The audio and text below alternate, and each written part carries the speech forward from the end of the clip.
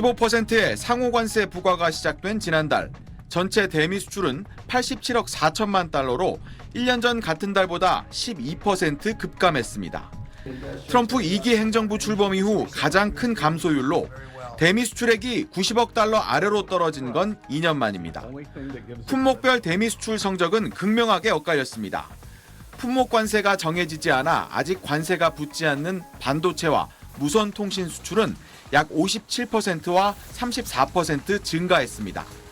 반면 품목 관세 50%가 붙고 있는 철강은 약 32%, 25%가 부과되고 있는 자동차 부품과 완성차는 각각 14.4%와 3.5% 줄었습니다. 가전 수출도 약 27% 급감했는데 가전에는 기본적으로 상호관세 15%가 적용되면서 제품에 함유된 철강, 알루미늄 비중만큼은 50%의 관세가 붙습니다. 문제는 정부도 전문가들도 관세 영향을 이제 시작으로 본다는 겁니다. 관세 영향이 크다 이렇게 말씀드릴 수 있겠습니다.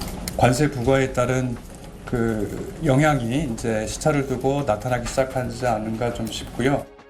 관세 협상이 타결됐다고는 하지만 미국은 반도체와 의약품 품목 관세에 한국의 최애국 대우를 적용할지 또 자동차 품목 관세를 15%로 낮추는 시점은 언제인지 문서화된 약속을 하지 않고 있습니다. 3,500억 달러 규모의 대미 투자 패키지가 만족할 만한 내용으로 구체화할 때까지 품목 관세를 볼모로 잡고 있다는 관측이 나옵니다. 지금도 여전히 제일 중요한 게 그 품목관세 자동차 부분이거든요. 또 하반기에는 부진이 조금 더 지속될 가능성이 있지 않을까 생각을 합니다. 중견기업의 61.5%는 글로벌 경기 둔화와 관세 부담 증가로 올 하반기 수출 감소가 불가피할 것으로 전망하고 있습니다. SBS 박현석입니다. 미국에서 판매되는 삼성전자와 LG전자의 냉장고입니다. 지난 6월부터 철강 파생 상품으로 분류돼 철강 함량만큼 50% 관세를 부과받았습니다. 오늘부터는 알루미늄 파생 상품으로도 분류돼 알루미늄 함량만큼 50%의 관세가 추가로 매겨집니다. 미국 상무부가 확대한 철강 알루미늄 파생 상품은 407종입니다. 이 중 냉장고의 지난해 대미 수출액은 16억 달러에 달합니다. 철강과 알루미늄 함유량이 높은 품목에 대해서는 당연히 이제 부담이 클 수밖에 없고요. 냉장고 같은 대형 가전도 지금 대상이 될 걸로 보여집니다. 특히 철강이 많이 쓰이는 변압기와 전선, 엘리베이터, 건설 기계류 등은 타격이 더 클 전망입니다. 대표적으로 철강 함량이 높은 품목들이지만 자동차나 가전과 달리 미국 내 생산 시설이 제한적이기 때문입니다. 굴착기 같은 경우에 철강제 품목 관세율인 50%를 곱해서 관세가 매겨진다는 얘기죠. 철강 알루미늄과 거리가 있어 보이는 화장품도 예외가 아닙니다. 한 해 대미 수출 규모가 12억 달러에 달하는데 미국은 화장품 용기에 들어가는 알루미늄까지 따져 관세를 부과하기로 했습니다. 기업들에겐 비상이 걸렸습니다. 관세가 앞으로 이제 트럼프 행정 기간까지 끝까지 유지가 될 것으로 보이고 있는데 정말 그 기간 동안에 어떻게 또 변화가 있을지. 미국 정부는 다음 달 철강과 알루미늄 파생 제품에 대한 현지 업계의 관세 부과 신청을 추가로 받는다고 밝혀 대상 품목이 더 늘어날 수도 있습니다.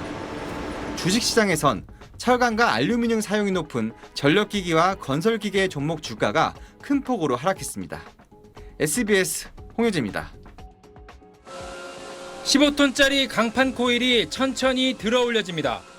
대형 특수 프린터가 얇게 핀 강판 위에 벽돌 문양과 질감을 입히자 고급 가전제품이나 건축 내외장재에 쓰이는 컬러 강판이 완성됩니다. 이런 고부가 가치 제품은 일반 제품보다 마진이 2배 이상입니다. 고부가치 제품의 경우에는 고객사 입장에서는 대체 불가능하기 때문에 어느 정도 방어는 하고 있지만 대미 철강 관세율이 50%로 높아진 상황에서 철강업계는 이런 고부가 제품 위주로 수출하고 중국산 저가 공세로 수익을 내기 어려운 범용 제품에 대해선 아예 생산 라인 가동을 줄이거나 멈추는 투트랙 전략으로 버티고 있습니다. 지난해 우리 철강 업체들은 미국에 276만 5천 톤을 수출했습니다. 47억 달러, 6조 4,800억 원어치입니다. 하지만 50%의 고율 관세 앞에선 가격 경쟁 시도 자체가 무의미하다는 게 업계의 하소연입니다. 국산 열혈 강판은 국내 판매가가 톤당 83만 원이지만 미국에 수출하면 50% 관세와 물류비가 더해져 톤당 130만 원이 됩니다. 미국 내 유통 가격인 120만 원보다 비싸지는 겁니다. 실제 지난달 대미 철강 수출은 16.9%나 줄었습니다. 일본의 경우 일본 제철이 US 스틸을 인수하는 등 현지 생산 비중을 늘릴 걸로 보입니다. 사실상 미국은 이제 만성적인 공급 부족 국가거든요. 250만 톤 쿼타가 이제 없어진 거니까 그 양적인 공략을 하는 게 가장 중요한 숙제가 된 것 같아요.